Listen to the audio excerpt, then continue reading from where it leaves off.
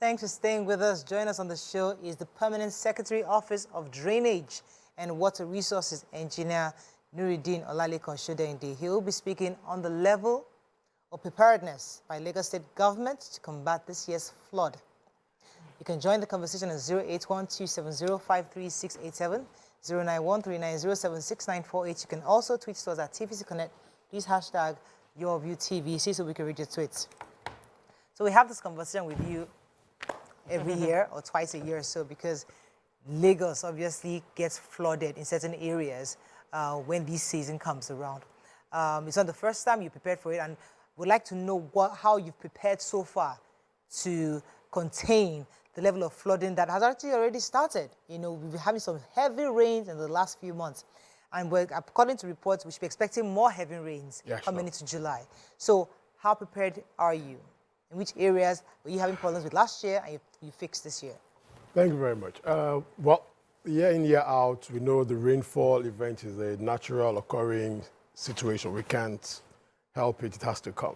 But what government usually does, like I said in Lagos, when you say flooding, well, our flash flooding is part and parcel of Lagos, no doubt about it. Because right now, those intense rainfalls will come, there will be stagnation due to the way we have developed in the state. But what we're conscious of is that it shouldn't stay for too long.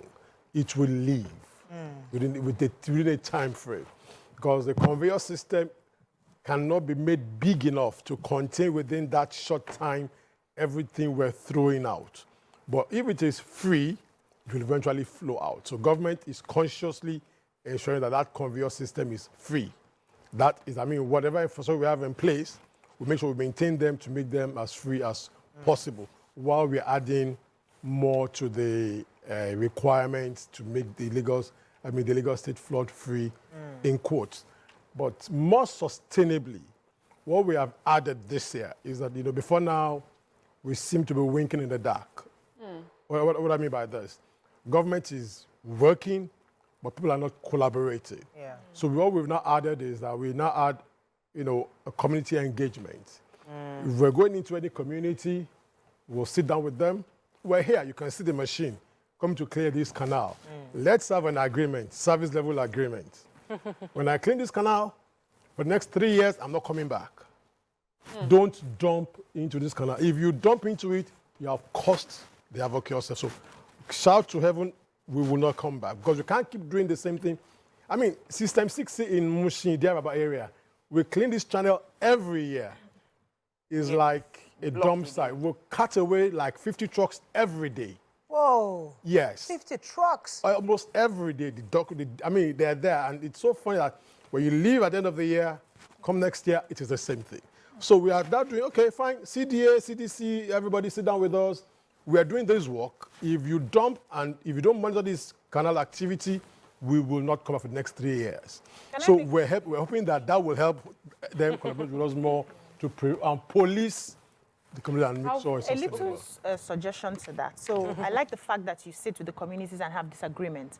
It should be signed on paper. Yes. And penalties. Penalties will be added to the community. If we have to come back before then. And you find the refuse there. So penalties will be as much as community service and jail time. Okay. Yes. So that, because Nigerians are usually afraid of this sort of thing. So if the CDA chairman and the community heads know that if this government comes back and they find this here, they are going to jail us. They will insist that their people don't put that refuse. Why do you find that funny? I'm trying to make your work easy, sir. You know, I know. There must be a reason why you feel maybe you've tried that option and it hasn't happened.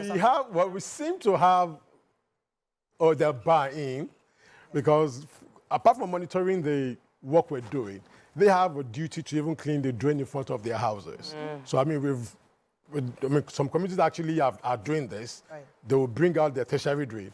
We'll go and help them cut away. So because they're actually working with us, I believe they're really, you know. I'm not surprised at your response, because I do remember there was 1 year when you came on, I think via Zoom, and I had talked about punitive measures, and you were emphatic about this is not about punishing people, but teaching them to do better. So I was waiting, you know, my first question to you was going to be, so how far so far? With that Are they cooperating? improved? Are they cooperating? And then now you say that you have a system, and I want to know how are they responding to this system? Yeah, like I said, people respond when you're with them. We've been getting good feedbacks from them. They're happy to see us, they're happy to talk with us, and they're happy to do what we're asking them to do. But like I said, we're just starting this season. So measurement of performance will happen. early. Yeah, it's too early to measure but where I'm hoping that our people are normal human beings that want things to happen. The present dispensation is that we won't do it all alone again. We're going to work with the people are the government. We will spend the resources, but they too have to bring their hand to make a clap with government. Yeah. That's what we're doing differently. So there are a few questions that just came into my mind. One of the first questions I wanted to ask was concerning the fact that when rain falls, you know, and we don't have a choice. Lagos is largely under below the sea level, so we're going to have water. We have a challenge on our hand that when we cut out the, what do you call those? The refuse. The refuse, we leave it on the road for too long. And we're in rainy season. Then the rain falls and it sort of like sweeps it back inside. And it seems like we're spending money, time, and we're not making our processes more efficient to reduce the manpower and resources we're expending on clearing the drainage. But you mentioned something. You said the local governments clean and then you are meant to cut away. So no, we help. what exactly? It's a collaboration. Okay, so why do we now see those sales on the way and it's not being cutted away? Let me tell you, well, like I said, guilty. I told one station that I said guilty as charged. Yes, earlier in the year, we have our FAC team. All the ones you see on the road are the FAC team. Normally, it's not the state government's duty to clean tertiary drains. Okay. But because we have some black spots, that if you don't work on them, they will, flood the road. So rather than waiting for the tenements, which by law are just bound to clean these drains, we will move in, clean them out, and we have to cut away. But earlier in the year, we had challenges with resources, fueling, everything, trucks, but we could not do them as at when we were packing them out. But right now, we're back on the streets, we're doing what we have to do, we're now cutting away effectively. It's not normal for us to leave all this garbage more than a week max. So for it to drain out, it has to drain out. You can't pack slurry into any truck. They allow you to drain out on one. So the best time for us to actually do our work is when there is no rain. But we won't stop at that. We have to continue. Okay, so we are not always successful, but we're trying our best to manage resources. You gave that explanation so fast that people might miss it, because I'm just understanding that when you put it on the roadside, it is so that the water from that drains out. Out. Because my general assumption is that, why don't you just move it straight into the truck? And that's what many people on the street are equally. These things are in slurry form. Usually in slurry form. And if you look at the way things are, if there is no refuse in the drain, there won't be any silt in it because water will carry sediments. But it's the obstacle that actually traps to become something else. But really, actually, we're just upping the process and we're now fully on ground to be doing what we're supposed to be doing. Which areas would you say you have one of the most challenges with? Like maybe because we can call out a few local government chairmen and community leaders right now, because which areas are we having the most issues with? Well, most issues, I'll say Lagos in general, the most issues we have with flooding is not even the garbage or the silting of the drain, really. The biggest challenge, the riskiest area are those people living in low-lying areas. Okay. Because that I cannot control. Yeah. It's beyond you. Because when you're low-lying and there's no energy to drain, the water will stagnate. Yeah. That has not even started. When we get to September, October, that's a peak of it. So these are the areas that are most challenging. All the upper parts of Lagos where you have enough energy, like I said, the drains are there. They might not be big enough. They can't be big enough because of the way we throw water out. The other day I came here, I mentioned you have the water cycle. This table, if it was supposed to be a land, it's supposed to be the biggest drainage infrastructure to soak up the water when it rains. But all of us, we've sealed up everything. We've cut the trees, no storage. So we're now throwing all our water onto the road. And look, there's no way you can design a drain that can be big enough for that volume. Go any part of the world you go to, you see a lot of greens. So these are what they are meant for. But we don't have those greens anymore. Wow. So what we're now thinking sustainably going forward is that, okay, let's use technology to reinvent that natural scenario. Whereby when it's raining, we have 5 cups here. If we put water in it and at the same time pour it on the table, it's going to splash on the table. But if we have these cups and fill the water and over the next 1 hour, we just keep trickling the water down, we won't really have any nuisance on the table. So naturally, we're working on the situation whereby every household will be able to hold the rainfall in their premises. Rainwater harvesting. Harvest your rainwater, hold it when it is raining, so that what is in the public space is that rainfall volume that is falling on the public space. What falls in your house, you are holding it. So we do it the way our grandmothers used You to can do it. create there are technologies you can use. Okay. Because you've sealed your pavement, you have soakaway tanks, right? Yeah. For your toilet. Just create another tank for rainfall, for the rainfall water. It goes there. We'll channel everything to that. Yeah, you have all these roof gutters that we do. A lot of us have in our houses. Where do we send it to? We send it out. Yes. Don't send it out. Put it into that tank. And use it. And use it if you feel, but it is cheap Mosquitoes. water. No, we used to use it growing Mosquitoes, no. We found ways to channel. Stagnant water attracts mosquitoes. Sorry? Stagnant water is is fresh. Oh, so hold on. not You have water tank in your house, right? Don't you? Yes. That's stagnant up. water. It's up. But it's Covered. covered. Up. The Now, one I'm saying down this too is tank will be covered too. It's not going to be opened. It's going to be covered. Because, see, Mariah, you're using expensive water for dirty things. Flushing, expensive water. Borehole, very expensive. Dirty thing. You're washing your car, expensive. You can use this rainfall water to do all this. For the aesthetics of it. I mean, because I'm thinking about it. It's a tank in the ground. Yeah, but there's got to be some kind of slope for the water to get in. Definitely. So that slope, the aesthetics of how can I have a slope in my house? Not a slope. Not a slope that is this high. Okay, let me give you an example. You can just, this table Yeah. is flat. Yeah. Just create a groove somewhere here. Right. Water will flow into that groove. Right. Just so in that drain, just go into that tank. It's engineering, it's just technology. So that when you hold that water, the road will be free. Because when the 5 of us throw our water onto the road Hmm. is challenged. But if we hold it, the road is free. You can drive out, do whatever you want to do. There's no traffic anymore. So if you like, don't even use the water. Let the water go into the ground. That's money. But It's let's not money. Well, Is it cheap? No, let's find out. Is it cheap to Is pump it cheap to do it? you have the a same soaker in your process. house right now, don't you? Yes. What will cost you just put a block wall structure in your tank, and if you don't even retain it, let it just flow into the ground. Let's recharge the aquifer. Let me tell you what about the environment now. A lot of people living on the island where you have high water table, they're drinking wastewater. Yes. Oh, Smelly so you know, water. thank you. So we need to recharge the aquifer because all of us are pumping water out on a daily basis, Yes. but we're not putting it back. So this is an effort to even recharge the aquifer. So this is what Lagos is thinking, okay, we're collaborating with the built environments people. Okay, this is what we have on the table. Once we're ready to go, it's like magic. Right. What I'm saying is not just a Lagos State idea. It's actually an international best practice situation called sustainable urban drainage systems, where you are bringing green engineering.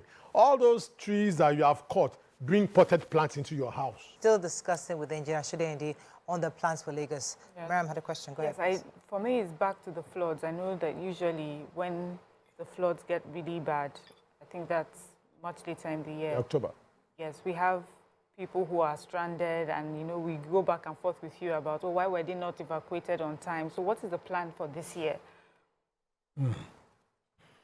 Well, you see, it's still the same answer I'm going to give you.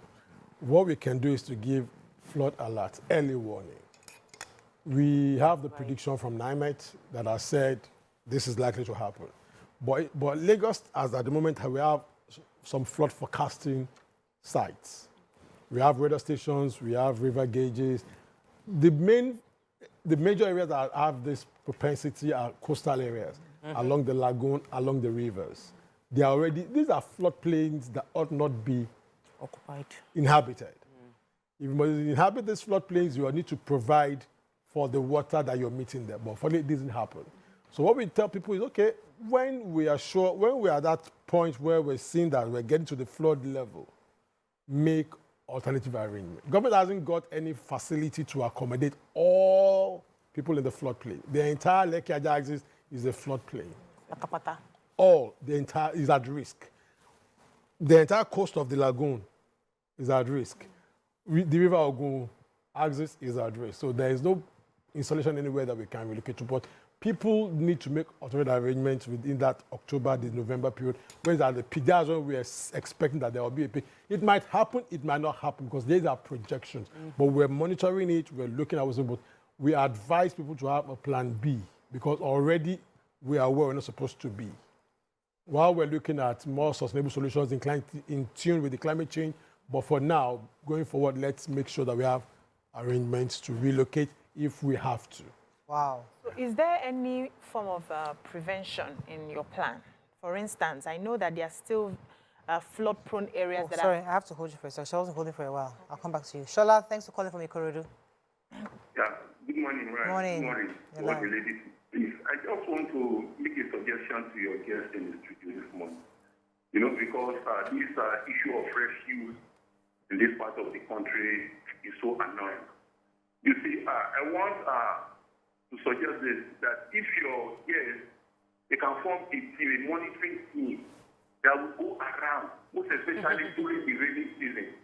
Because during the rainy season, you see so many people coming out with their refuse and pour it directly into the gutter.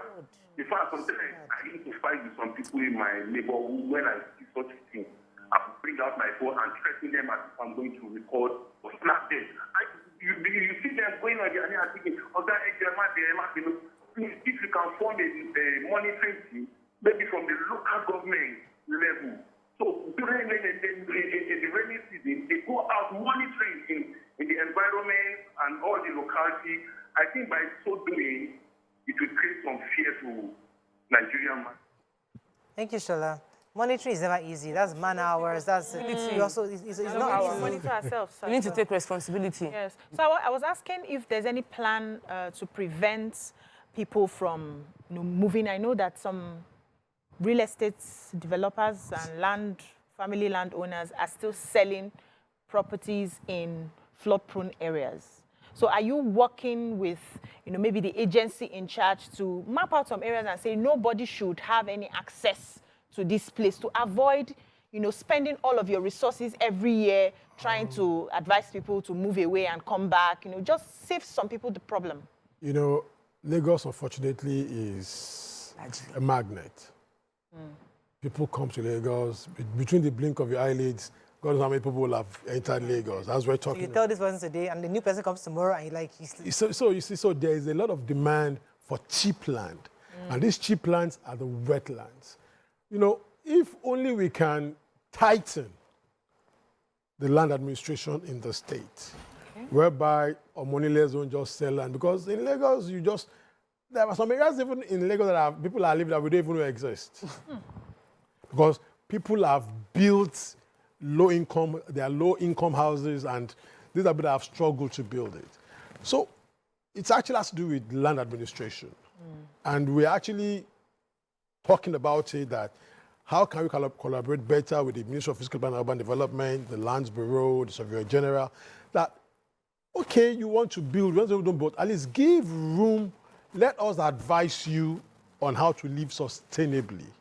If you are a land speculator or an omonile, like you said, bring your plan to us. Let's advise you on what, because as simple as just sand filling is enough. Or don't sand fill, just raise your heights high enough above the water level. We'll give you the data of how high your house has to be, that you won't be inundated with flooding.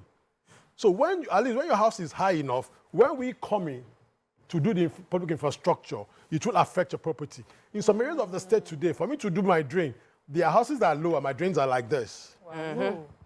So they can't even drain it because they have built ages ago without any cognizance into what the water level will be. So when I come and now put my survey equipment and now see this is my level of my drain, it becomes a tug of war. Wow. So these are things. It's a hard job. Yeah, because unfortunately, development in Lagos precedes governance. Yes. Because before you even say, Jack, this, when does this place start again? I mean, so it's like... Would you owe that to the poor administrative exercise of the local government? They're not as involved as they should, because how can somebody build in your community without you knowing? So, awareness and people being forthright, all tiers of government, the state, the local government needs to be, we need to be more forthright. The Land Bank of Lagos should be with the Surveyor General of Lagos State. So we need to a lot monitor our land effectively. You see, I play in this space, and we're not really. We're not telling ourselves there's a huge challenge, and because I'm a real estate developer, most of my estates are within Lagos, and we apply for registered survey. At the same time, we applied for registered survey in Ogun State, but we got to the Lagos State before Ogun State, because Ogun State, they had to come physically to inspect, to check, to measure out before issuing the registered survey. And that's the way it should be. But we now have a case where in other places, somebody would present a survey document that they did not check. So you might have a land that has like 2-3 survey documents, and it's not like all of them are false, it's just that they were issued. So there are many issues that needs to be done. It's a major overhauling. And when we point fingers, it's the developer, you know. Somebody will say, it's the survey general. Me, I can say, it's the urban regional planning, they are not executing. We are all still just abdicating. We do have a real estate crisis, that's why there's an opportunity in that space, but we also have an environmental crisis. So how do we ensure that we are not, in dealing with one crisis, creating another crisis? Thank you. You see, that's why the environment is what matters in everything. Because whatever you do has an impact on the environment. So when you consider the environment in all this that you have said, it doesn't just stop with the survey. Yes, you have a registered survey. But what infrastructure will service these new areas that want to open up? The road, the drainages. Do we have a comprehensive plan for it? But what we have right now is everybody is at liberty to bring whatever layout they want to develop. But something has to bring it, harmonize it, and make it a town that is seamless. I won't say because Maria's estate is closed, your estate is closed. There must be an interconnectivity of flow, of infrastructure, of public use. But like I said, this is a reality that we're seeing, and we have to just tackle it. You see, nobody is free. Developers are not free, because I learned that even developers, you don't even see water. When you see water, you don't see it's land that you're seeing. It's the money that... You're seeing money. They're seeing money. So somebody said it to me. He said, well, I mean... Are you seeing water? We don't see water. This is land. We don't see water, but this is water. When you see this green that doesn't go 24/7 all year round, that is water. I mean, there's no water here now. This place is... So that was the situation. No, funny to say, my brother-in-law in the US was about to pay $85 million for a land in this Lagos, in Magodo area, and he was so excited about it. He would be looking for. My husband just said, "Let me go and check it for you." He said, "You don't know, trust this guy, Then let me just." My husband drove there. It's water. Even our car couldn't enter because it was all mushy. It was just like fraud. So you can imagine, no, it's not fraud. You is Sanfield. It's not. We do. You see, you Sanfield, but did you ask to what level you are to Sanfield? Yeah. People say, yes, in Lekki, we did raft. We did a 2.5 meter raft. Is 2.5 meters even high enough to put above the flood level? So honestly, technology, I mean, information is really, even within the education, there are a lot of poor people that want to build their house.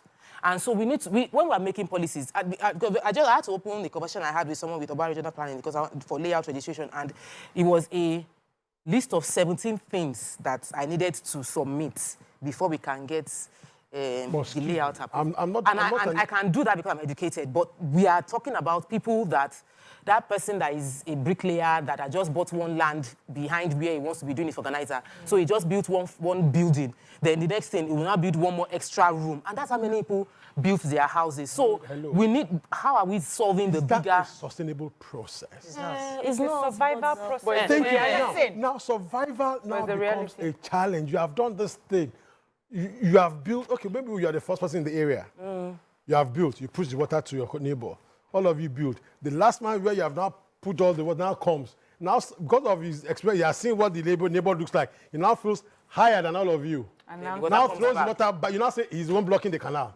Meanwhile, there was no canal, there was a wet land. So these are issues that when you are going into an area, economy shouldn't be an issue. You see, sustainable development is very important. This is not your area, brother. But thank you. But let me ask you: do you think how we have all those tall buildings, all those projects that we can have them go build high rise, build because we spread them out in Lagos? Yes. I grew up in Surulere. Yes. Surulere is not making. I mean, I grew up in Surulere, New Lagos. Yes. No, New Lagos The Times, infrastructure in Surulere is worth more than the buildings in Surulere. And that seems like in the. So we're not Yeah. making money. Government is not making enough revenue for the land we're selling. Because Lagos is the only mega city I know that is sprawling. Exactly. Mega cities grow vertical. high-rise.